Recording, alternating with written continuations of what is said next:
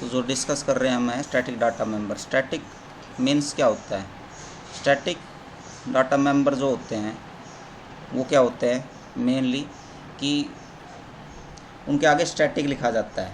Normally जो इसे create किया है वो तो होगा ही। तो static data member can be qualified as static. उनके आगे स्टैटिक लिख दोगे तो स्टैटिक लिखने से उनमें कुछ प्रॉपर्टीज आ जाती है, that is similar of static variable. Class के अंदर अगर किसी मेंबर को स्टैटिक डिक्लेयर कर दिया तो स्टैटिक वेरिएबल आपने सी में पढ़ा होगा, उसके अकॉर्डिंग उसके अंदर प्रॉपर्टी आ जाती है। स्टैटिक वेरिएबल की कुछ स्पेशल करैक्टरिस्टिक्स होती है जो कि ये है। सबसे फर्स्ट वन है it is initialise to zero, हमेशा ज़ीरो से इनिशियलाइज होगा।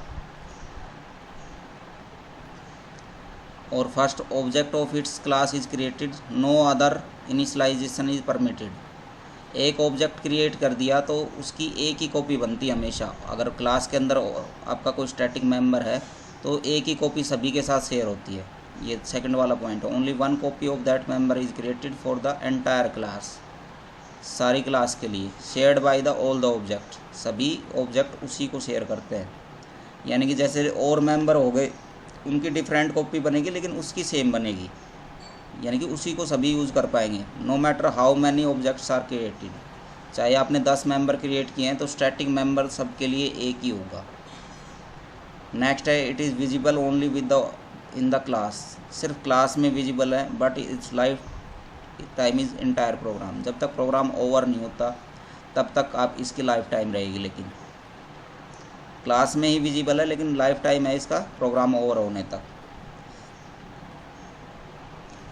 तो स्टैटिक डाटा मेंबर का नॉर्मली यूज़ किया जाता है। Variable are normally use maintain the common value to entire class, एक ऐसी वैल्यू जिसको पूरी क्लास को यूज़ करना है और उसको मेंटेन करने के लिए हम स्टैटिक डाटा मेंबर का यूज़ करते हैं। जिसके आगे भी स्टैटिक बनाना हो तो उसके आगे स्टैटिक वर्ड का यूज़ करते हैं। तो एग्जांपल के तौर पे जैसे कोई काउंटर यूज़ करना है, हमें रिकॉर्ड के लिए यूज़ करना है, तो हम स्टैटिक बना सकते हैं कि कितने ऑब्जेक्ट क्रिएट हुए। एक ऑब्जेक्ट हमने बना दिया है स्टैटिक, तो जितने ऑब्जेक्ट क्रिएट होंगे वो स्टैटिक की वैल्यू बढ़ती जाएगी, यानी कि उतने ही ऑब्जेक्ट क्रिएट हो गए।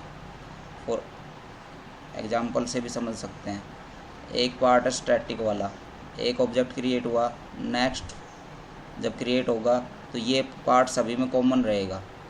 तो ये 1 है, यहाँ जैसे दूसरा क्रिएट होगा 2 हो जाएगा, इसके अंदर भी 2 ही वैल्यू रहेगी इसकी स्टैटिक पार्ट की, बाकी वैल्यू कुछ भी हो सकती है। जैसे यहाँ पे है इंटीजर काउंट, ये बाहर करके स्टैटिक डाटा मेंबर बता रखा है, लेकिन इसको एक्चुअल में अगर आप डिक्लेयर करोगे तो ये एग्जांपल दे रखा है नीचे।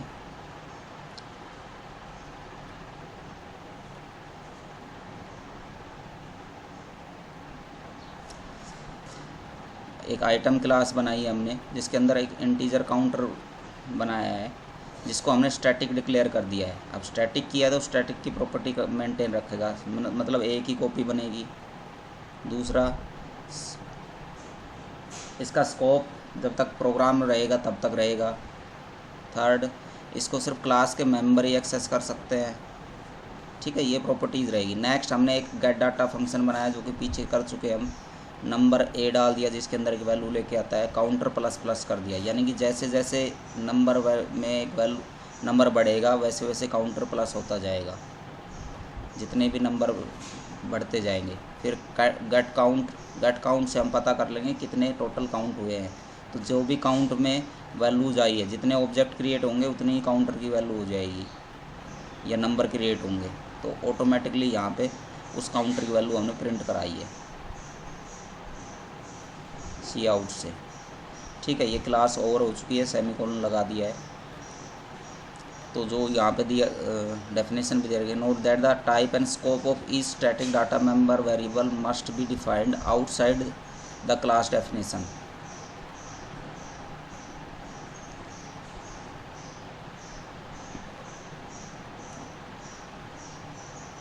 अगर इसको बाहर करना है तो स्कोप रिजोल्यूशन का यूज़ करके आप कर सकते हो। It necessary that the static data member are stored separately rather than a part of a object.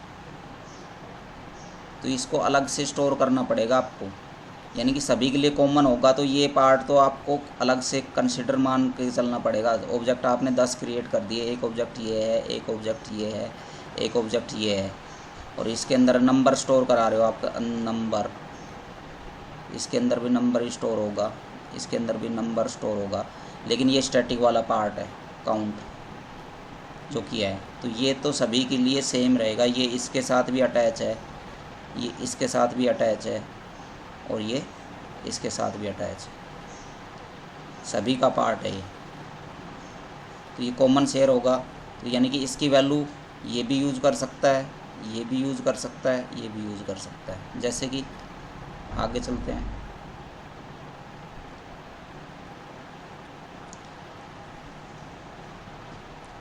Int count is defined, इसकी आवश्यकता नहीं है, ये अगर करना चाहो तो कर सकते हो टर्बो सी में।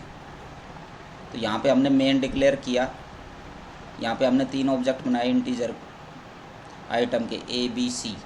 जैसे ही आपने ए बी सी किया तो इसमें क्या होगा, 3 ऑब्जेक्ट बन गए सेम वे से, ये ए, ये बी और ये सी। लेकिन इसके अंदर जो नंबर वाला पार्ट है वो इसके पास भी है, इसके पास भी है और इसके पास भी है, लेकिन काउंटर वाला पार्ट जो है वो सभी का एक ही है, दे शेयरिंग द सेम। तो ए डॉट गेट काउंट, जैसे काउंट आप गेट करोगे तो ये बता देगा कितने ऑब्जेक्ट क्रिएट हुए हैं। तो फर्स्ट ऑफ ऑल जैसे ये होगा ए बी सी बनेंगे, वैसे ही आप पीछे जाओ, देखो पिछली सीट पे जाते हैं हम,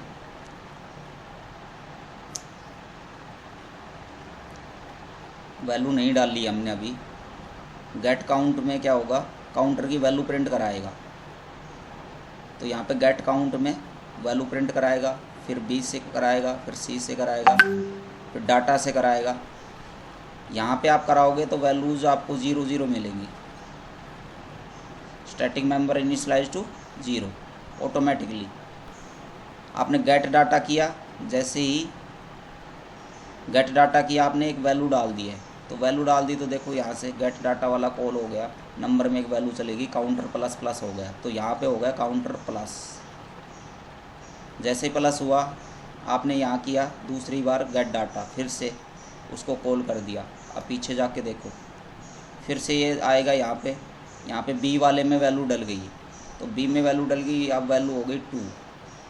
और यहाँ पे फिर आप देखोगे इसमें पहले वैल्यू 1 थी, फिर 2 हो गई वैल्यू। इसके अंदर आपने कोई वैल्यू मान लिया 10 डाल ली थी, बी के अंदर वैल्यू डाल दी आपने 5। फिर आपने क्या किया, फोर्थ में सी डॉट गेट डाटा, सी के लिए डाटा मांग लिया, तो सेम वे से क्या होगा,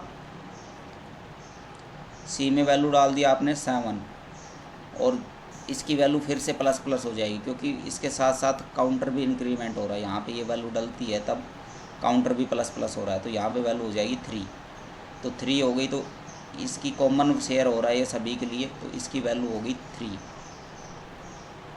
ठीक है, तो ओवरऑल वैल्यू हो गई इसकी लास्ट में 3। अब आगे बढ़ते हैं।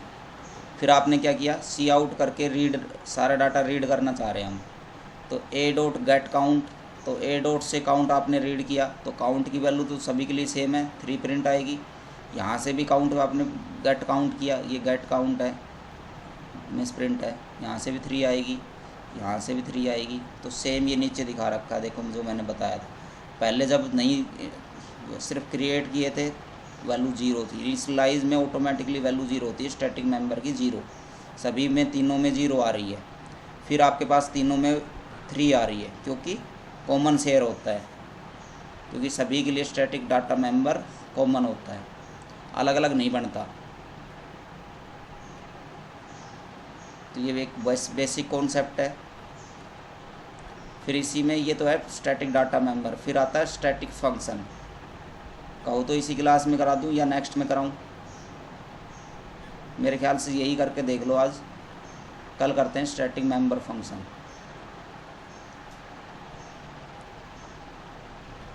सर आज के लिए काफ़ी है। हाँ, इसको करके देखो और इसको नोट डाउन करो।